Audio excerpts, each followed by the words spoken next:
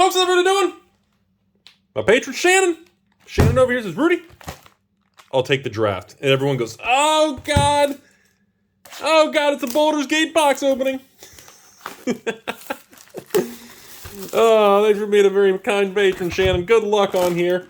The draft and set are not as volatile as the collectors, but at the same time, obviously set you have the variance of the list slot, but in this particular box you have pretty much a ton of rares and hopefully mythics, and wow, that's not a great start at all. So on this particular box opening, we are about a week away from the actual Double Masters release at this point in time. And, kitty cat coming in hot. I believe still bouncing around, what, 10, 15 bucks for a kitty cat? So the key is, on a box like this, you need to essentially get some of those key rares and some land cycle cards. And, of course, you need to get some money in the mythics.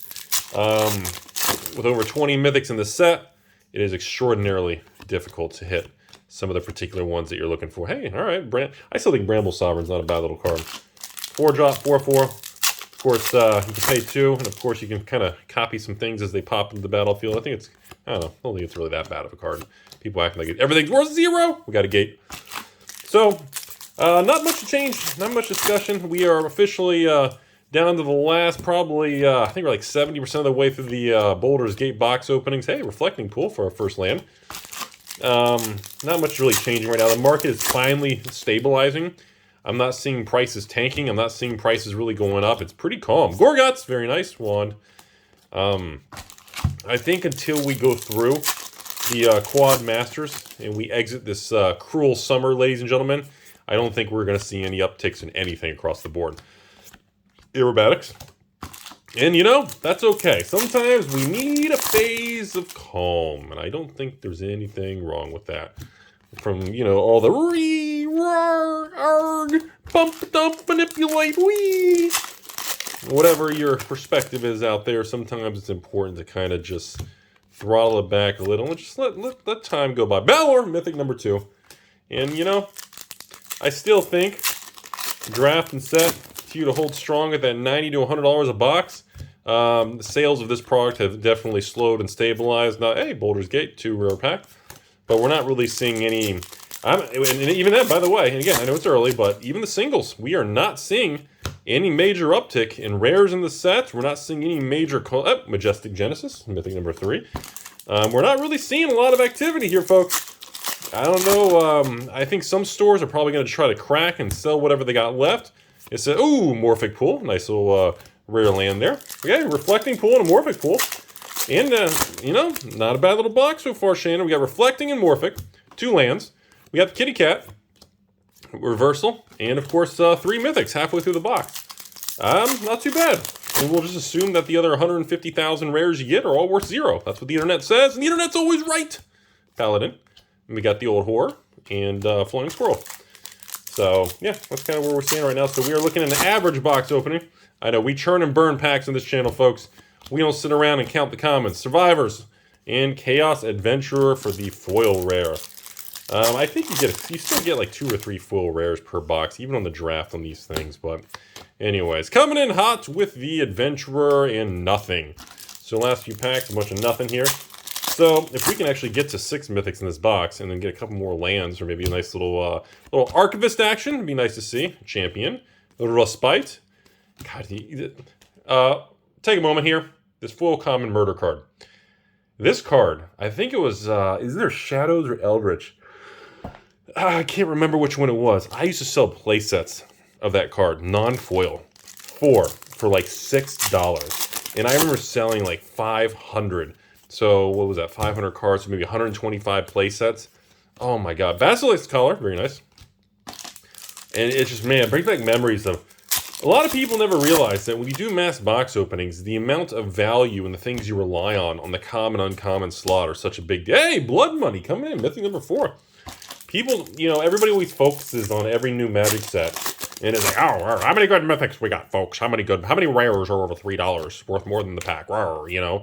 And there's very little conversation outside, anyone who's really within the industry or used to do mass box openings. I don't know if that's even a thing anymore in 2022. But, you know, a lot of the focus was always on Legion loyalty. Okay, mythic number 5, popping out here. A lot of the focus was always on the uncommon slot. The uncommon slot is probably the most critical slot in a mass box opening scenario. Spire Garden, hey, one little rare land. Not bad. In the close there, last pack. Come on, baby. One good pack to end box 1 here. I know we churn and burn. Come on, come on. Streets. All right, Council 4. Nothing. That's box 1 already, Shannon. Not bad. Not bad. You know, we hit 5 mythics. You got 2 rare lands. You got the kitty cat. And you had Reflecting Pool. That's really not so bad, honestly. I've seen way worse. That's not too bad of a little video. And, of course, you have 300 other rares that the internet says is not only worth 0, but you have to submit a payment to Wizards of the Coast every month as an upkeep cost for owning the bad cards. Ancient Brass Dragon coming in for pack 1. Very nice. But no, seriously, I just want to comment a little bit on this video because I was having some conversations about that earlier with some other LGSs, and I had a little phone call, and I was like, you know, and we were talking about how back in the day, the importance of the uncommon slot is what like long-term value makes or breaks comes from. I should do a whiteboard video breaking that down. I think a lot of people would find that interesting. Hey, a second Basilisk Collar. I think a lot of people would be very fascinated to see, like when you put like 50 or 100 grand in a mass box opening, how the money comes back and what you can expect. And that would be a... Hey, Archivist coming in hot, baby. Very nice. Wow. Not bad. Okay. All right, 2 Basilisk Collars. Hey, Scholar coming in, mythic number 2. Whoa, Blood Money, mythic number 3. Wow, not bad. See, that's what I'm saying. Like, see, the draft and set boxes were not inflated. The price did not get ticked upward by Wizards. So again, ooh, nice little... I still think some of these weird little Dragon Spirits God cards in this set are going to do something. I've been saying that for like the last 2 weeks. I know everyone just says, oh, there's Rudy pumping, dumping my ex-girlfriend. I said, yeah, well, someone's got to do it right. And I'm telling you, give it time, folks. See, all these weird little God cards, all it takes is something really weird to happen. God, I love the art on that Naga snake, man. That is cool. Anyways, but yeah, I think that would be a cool whiteboard video to see the curve of how when you spend all that money and how it takes for that money to come back and how long it takes for it. By the way, Morphic Pool again. So that's our first, that's our second tap on Morphic Pool. We had the first box and one this box. So very cool, nice little start there. One second, my comments are falling over off camera. Okay, here we go. Respite, hey! And again, people were begging for like lightning bolts and foil lightning bolts. Like that was always a card that's always popular. And it's like, dude, it's crazy that no one's like really excited that we have really cool, I mean, and Fireball, man. We got these iconic old cards, man. Night Witch and another kitty cat. Double tapped on the kitty cat in the video. But I'm serious, folks. The set and draft boxes are still relatively the same price. And they didn't get a huge price swing. But I know some of you are going to say, well, Rudy, you're full of crap again. You're pumping, dumping. Yeah, well, you know, your stepmom keeps calling me to fix the washer dryer because you're not doing it properly. But I know what you're saying. Well, they put less packs, so it's still technically a price increase. Yeah, but they increased the rare. You get more rares per pack.